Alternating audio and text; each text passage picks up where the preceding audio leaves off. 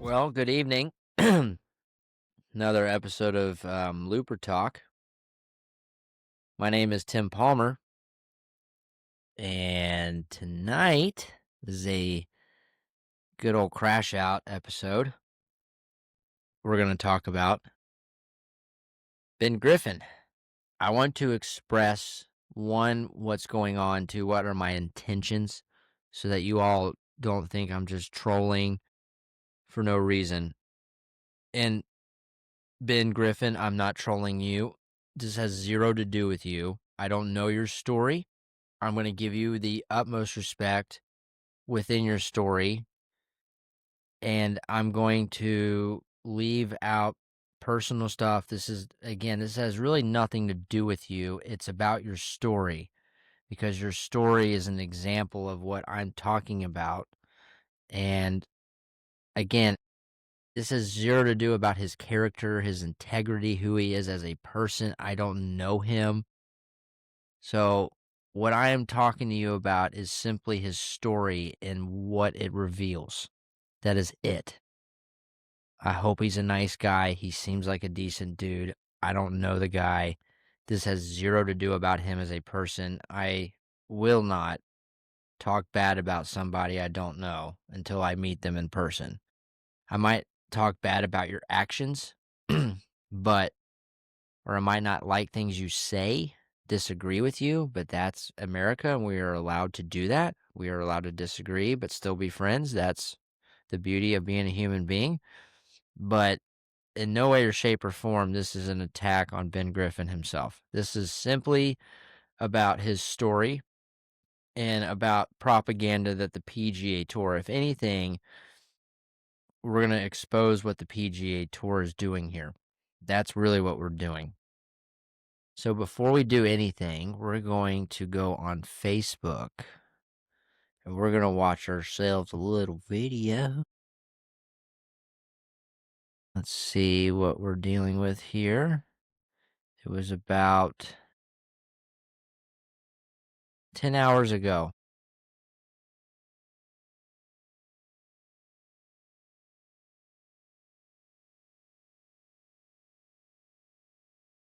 How many wins? I love it. Knew you were going to win, man. You do it Saturday night. Unbelievable.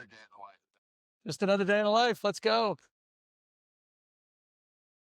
My name is Doug Sigg. I'm the managing partner and CEO of Lord Abbott. The whole story around Ben is just so much by chance and so interesting. This ultimately became one of the coolest stories in sports. Golf cyclical. Was playing really well in Canada, got on the Corn Ferry Tour, was a conditional member. It's tough. You have a season on the Canadian Tour that was dominating, and then you go to the next tour and you don't know when you're going to tee it up next. You're basically throwing away money, trying to make it. Came down and blessed him with Doug Sigg. I met Doug in the fall of 2020.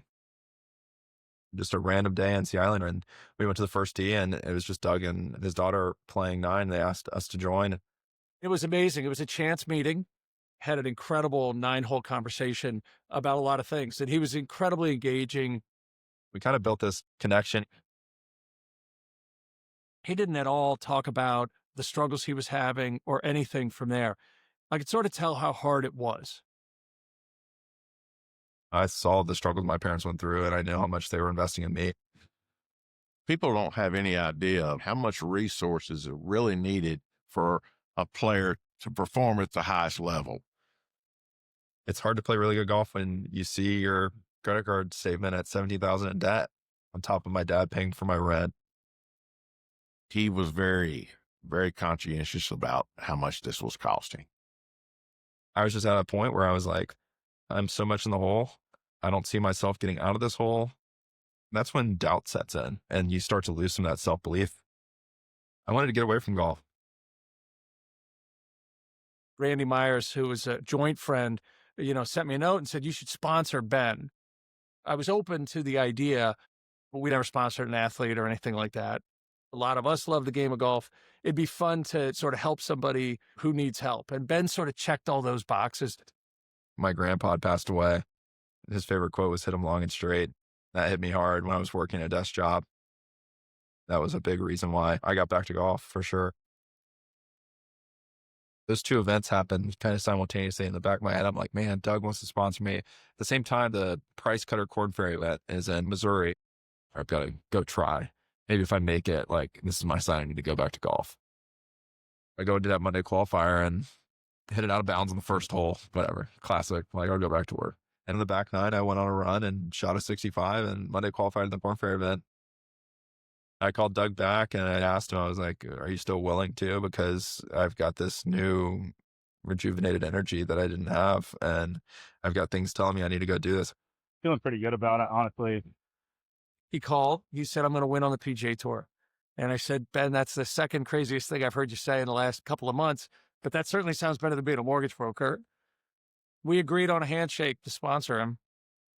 September was first stage of Q school. Made it through. Played really well on the Corn Ferry Tour right at the start. Had 4 top 12s in my first 5 starts, 2 seconds. Pretty much had my PGA Tour card in February of 2022, and I was working a desk job in July of 2021. Crazy journey. I had huge dreams and aspirations in golf, and Doug was able to help support me in that endeavor of coming back. It helped me gain some self-belief. When you give somebody the chance to do something they've dreamed of for their entire life, and then they go do it, that is just something incredibly special in this life. So this was Ben's first win with Andrew Novak, Ludwig Road here from the Zurich Classic. We were always going to win on the PGA Tour. Thank you for making this dream become a reality. Team win for the whole firm. Let's go. Typical Ben and a great win. Every parent wants their child to succeed in whatever they do. And to see the progress he's made from 9 years old through college and then persevere through ups and downs, it's amazing. My stories showed a lot about the importance of self-belief. Don't push an opportunity to the side, especially if it's something that you believe in. You never know when one moment might change your life.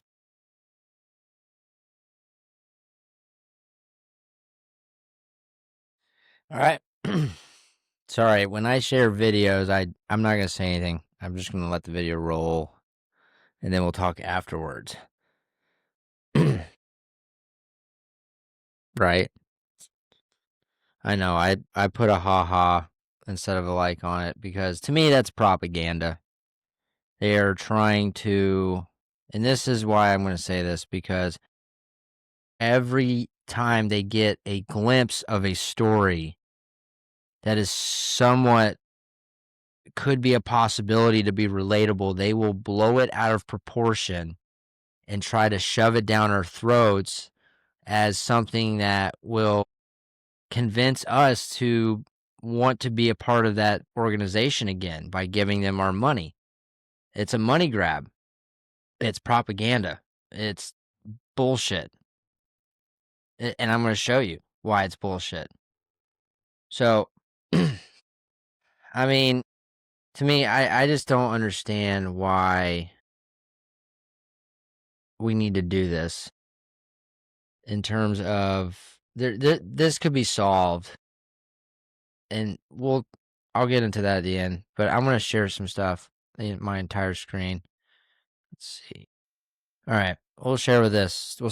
So I'm just going to go per screen. Okay, so I did a bunch of research on his family. I'm not trying to get into all this, but the reason why I'm putting research into his family. Here, let me stop sharing the screen. Let's get into it again, because I think people get all bent out of shape. Okay, so the reason why I'm putting research into his family, because I want to see what his family makes per year. And when I figure out how much his family makes per year, I can then see what kind of income he had coming to him in order for him to achieve what I'm talking about. Okay, and this is my prediction, and I was right, like normal. Your average PGA Tour member who got there, to me, their family, now it could have been given to them by somebody else, which in this case was double whammy, or they came from money, but it's always somewhere between 500,000 to $1 million type people. I'm telling you, and I'm sorry, I know it's hard to believe that, but nowadays it's just how it goes. So, well, it's not just how it goes. It's because golf is so expensive. And so now it's this window is so narrow to have an actual chance. And again, I will prove my point. So, this is what this is what his parents do for a living. So, Ben Griffin's parents, Cohen Griffin and Erica Griffin, they have played significant roles, blah, blah, blah. Cohen Griffin is the president of Carolina Realty in Chapel Hill. And Erica Griffin is a senior mortgage banker, blah, blah, blah. Now, this is where it gets, now this is more propaganda. They have been instrumental in supporting Ben throughout his golfing journey, especially during challenging times such as the 2008 recession when they sacrificed their home to ensure he could continue playing golf. He was 12. So let's go over this again. This dude, his family sacrificed their entire home for him to continue to play junior golf at the age of 12. Holy shit, dude. That's insane. That's so ridiculous. Whether that's true or not, maybe. But either way, that doesn't look good on him, or it really doesn't look good on the golf community. Because if you have people, dude. Okay, so his dad is the president of a realty company. Okay. So this is your tab that I have. So this is your average salary. A real estate investment trust. Okay, these are for your presidents. All right. And so the general average salary is around 112,000, and that's your small. Okay. Now, according to ChatGPT, I could show you on my phone. They said the president roughly makes between 10 to 25% of the total revenue. And I would assume for him, because he's been part of that company for a long time, I think we would think at least 20%, right? Would be my guess. This is a guess. I'm not saying this is a fact. I'm just showing you the facts. You can do with them what you want. Now, this is how much his company is worth. So, obviously, if it's 25% of that, that would be your max. You're looking at $500,000 a year. Okay. Now, I would assume we'll call it 350. Now, this is also what's cool for him is his wife is a senior mortgage banker, and I know for a fact, make over 100,000 a year.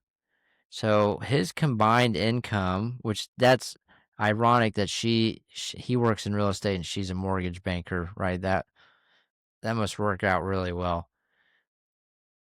Because she must get a lot of mortgages.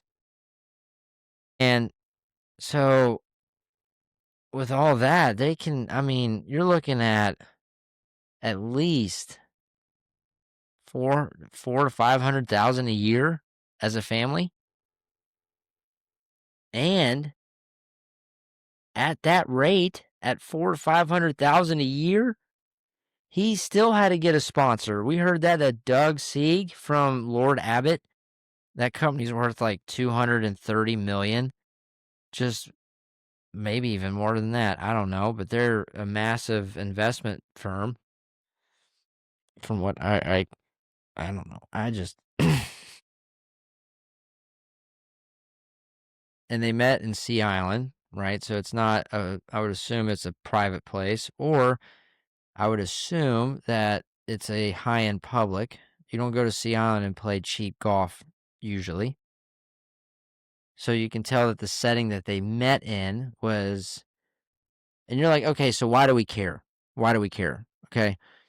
So if a family that makes, on paper, a rough estimate up, we can say firmly close to $500,000 a year, and they are struggling to make ends meet in the golf community, that they're having to sell their homes in the recession of 2008, which would make sense in their line of work. But even then, just for a 12-year-old to play junior golf, I'm so confused. And then the PGA Tour comes in and creates this story and throws it down our fucking throats like we're stupid, because they are so desperate. They are so desperate to create a story, because the Tiger Woods effect, I'm telling you right now, they have all this. We have phones up our ass now. I mean, this is us. PGA Tour would be, and they only got 112 likes. It's, the writing is on the wall. It's not looking good down the road. And it's because these people that you're trying to create a story about, no offense to them, again, nothing about their character, they're probably pretty decent people, but you have made the window so, you have to be from such a certain social class financially to actually get yourself into these spots playing professional golf, that you have made these players come from unrelatable circumstances. And because they come from unrelatable circumstances, your fans don't give a fuck anymore. You know why? Because we're not here to watch trust fund kids go around and beat a plastic ball in a glorified field and then bitch about being 17 grand in debt, when their dad, all he has to do is write a fucking check. And not to mention, I don't have the access to be at a country club where I can be around Doug Siegs that have $230 million companies that are willing to spend $200,000 on me. I come from a muni course where I don't have that luxury. It's bullshit. And I don't care about me.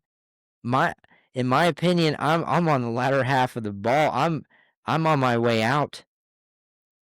I still love playing. I will always play competitive golf, but I don't have the 180 ball speed like you need nowadays. And so I've learned to accept that. But I'm more concerned about the younger generation that has all these necessary elements to be a really solid tour player, that are sitting at a muni course like I was, and they're wondering what the fuck they should do. And you're wondering why your sport's dying from the professional side, because who gives a shit? We're not, look at Ben Griffin. You could just tell. He has zero idea what's going on. He got handed money from his dad. He got, and the cool thing about him, at the least, he was at least conscientious over it. And God bless him for that. That was super cool. God bless him. But it's unrelatable, man. You can just see it on your face. You have no idea what the trenches are, like the real trenches. And I'm sorry that you had to sell your home, but your dad owns a company, or is a president of a company that is worth 20-some million dollars, man. You guys are fine. You even knew when you were in 17,000 in debt, man. You knew you were always going to get your ass saved, and I feel bad. I do. That must have sucked, but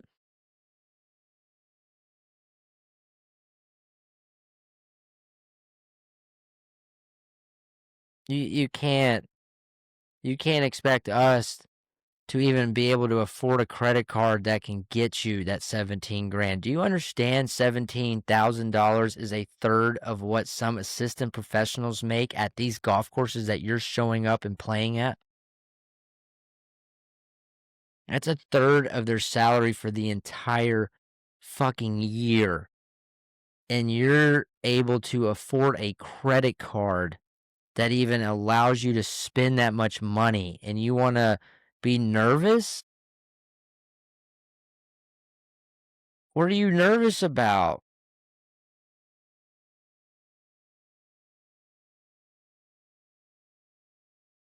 I mean, your family, no offense, if they are clearing $500K a year, 10% is $50K. You're not even at 5%, man. You are literally at 3% of your parents' combined salary at 17,000. You aren't sweating shit. You have no 17,000, man. Do you know what $17,000 would do for me? Just that alone? Man, dude. And that's what I mean. No one gives a fuck about that. I'm not gonna watch that shit. We don't care. It's a group, and no offense. Again, you might be nice people. You have no idea. You have no idea. You're in a bubble. You've been sheltered. You stay in your bubble. I've played tournaments against you guys for years. I know how most of you all live. You go from country club to country club. You stay in a hotel. You're sheltered. You're used to the breakfast in the morning with the hot muffins, and you go to the driving range and you're all cold, and your dad gets you those hot hands in the pro shop, and your dad convinces you to get a pull cart because you don't want to carry a bag. And we're sitting and it's 8 o'clock and your tee time is at 9:01, and you're doing your stretches. You hit your few wedge shots then, and you just start on bitching. I mean, that's what it is. And then the thing is, you just know that if you fuck up this week, you got next week, and then you got the week after that, and then you got the week after that, and it's just this continual on. I don't care. I have money. I'm just going. I know that I can show up, and the weeks I don't feel good, I'll just pile through it. You know, guys like me, we had to save up for 6 months to play in one tournament a year like that. We were lucky to even get there. I had to sleep. I would never do a practice round, ever. We couldn't afford it. No way. We can only afford one night in a hotel. We wouldn't do the practice round. We would leave at 3 a.m. from Asheville.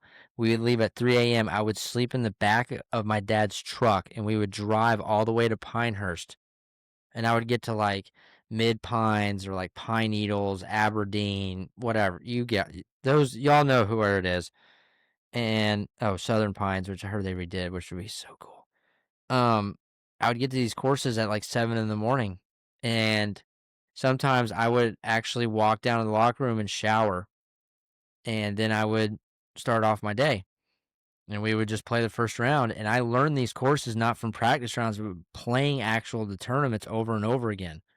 Like Mid Pines, I have never played Mid Pines or Pine Needles in a non-tournament round. Every single time I've played those courses, they have only been in tournaments. I have never been able to afford to drive from Asheville to Pine Needles and stay the night there. Now I can. Fuck, now it's a different story. But back then, no.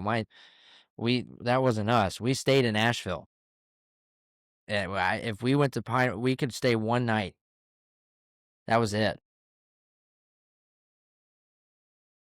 I miss those days. Those were fun. I just would get so nervous, and I felt like I had to do so well, and I just didn't know anything about the course. And people would always tell me that these strategies and do this and do that, and my dad would just look at me like, we can't afford to do all that.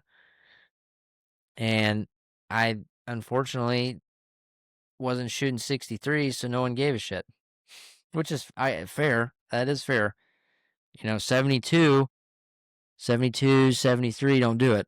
So I am your voice, people. The ones who don't have money, who are young, families don't have money, and you want to play college golf, and you're good as shit at golf, and you don't know where to go. I promise you, I promise you, we will have an avenue for you. It's going to happen at some point. If it doesn't, we will lose golf. Now, my opinion, this is a little bit of a rant. I think because the CBS made a deal with the PGA of America and the PGA Tour with their broadcasting, and because CBS made such a heavy money deal with the PGA Tour, not the PGA America was not disclosed, but the PGA Tour deal was $7 billion. So I would assume the PGA of America, not quite that much, but we're thinking around $10 billion would be my guess for both. And both organizations make over 50% of their revenue from broadcasting. So what does that tell you? It tells you CBS really owns the PGA Tour and the PGA America. That network, that news network, because of the big deal for the next 10 years, they own those networks. Why? Because without broadcasting, PGA does not make any money. So they have to rely on CBS. Oopsies, who's CBS owned by? Bam! Fucking Larry Ellison, baby. We've already talked about that. My opinion, he doesn't give a shit about the tour. He is going to take the money while it's hot and just watch it slowly burn. And when it does slowly burn and it stops making him money, he will then get rid of the tour and then he will find something else. He does not. Now, let's see. Maybe Larry Ellison's a golfer. You want to see that one? Let's see if that shoe fits. Is Larry Ellison a golfer? He plays tennis, according to Google. Sorry, I had to let it rip tonight. Had to just fucking let it rip. That was so bad.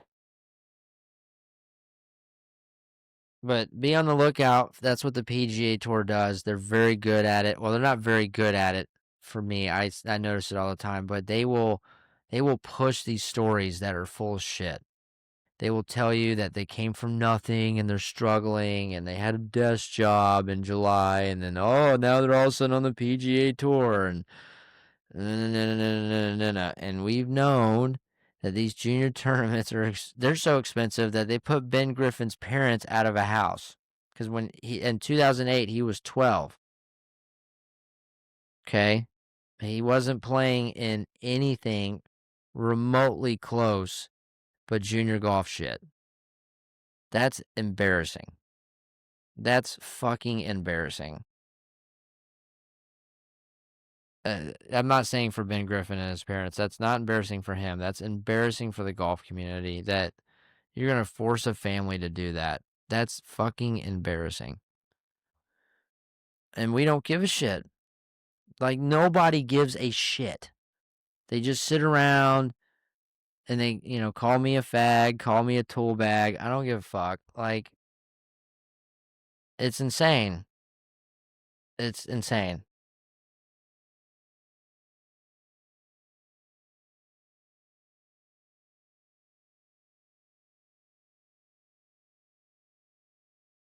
Well, again, these solutions are there.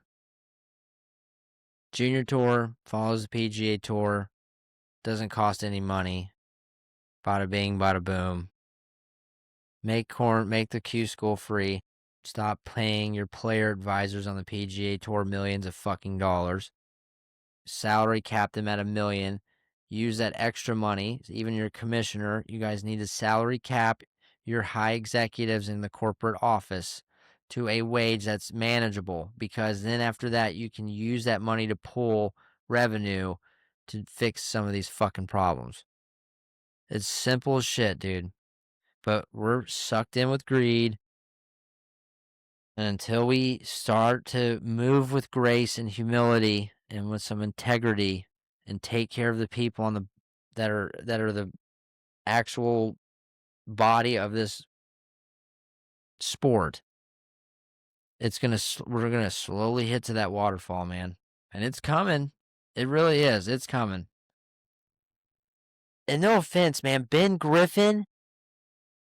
fucking Griffin, you should have went. That's stupid. See, and that's what I mean. Like this Doug Sieg, he's slimy looking, in my opinion. I'm not saying he is a slimy person. I just, when I see him, I get a feeling like I can't trust him, kind of a person. That's just how I feel. I don't know him. He's a nice guy, but when I can't. He just gives me the heebie-jeebies. And I could tell he's almost like a handler in a way. Like he's at Ben Griffin's wedding, chaperoning. It's just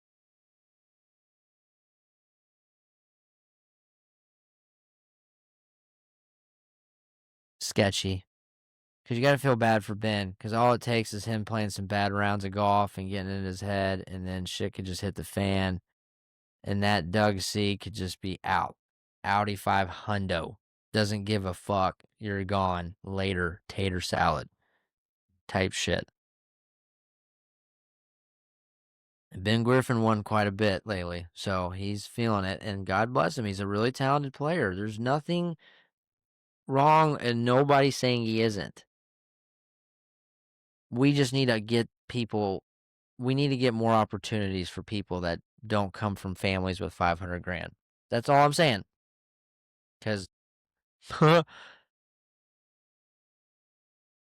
yeah, it's average annual median income for an assistant professional is $60,000, and this dude is complaining about almost a third of that and being in debt that much. We are so backwards in this world, man. It's a shame. All right, well, anyways, enough of my bitching. Thank y'all. Ben Griffin, if you ever see this video, again, no harm to you. God bless you. Good job on your story. I'm glad you've made the tour. You seem to do well for yourself, but please remember, there are people out there that don't have that access, that really don't. And you and other players need to start giving back to this golf community so that it can maintain its growth and that it can actually continue to prosper. Because you all are the face of it. And no offense, we need more relatable players that play next to you. And therefore, you can create that change. And you all creating that change will make you all pioneers of the shift in golf that helped the longevity of the sport. Well, thank y'all. Another episode of Looper Talk. Again, my name is Tim Palmer. Don't forget, lighten your bags. 200 a strap. Have a good night.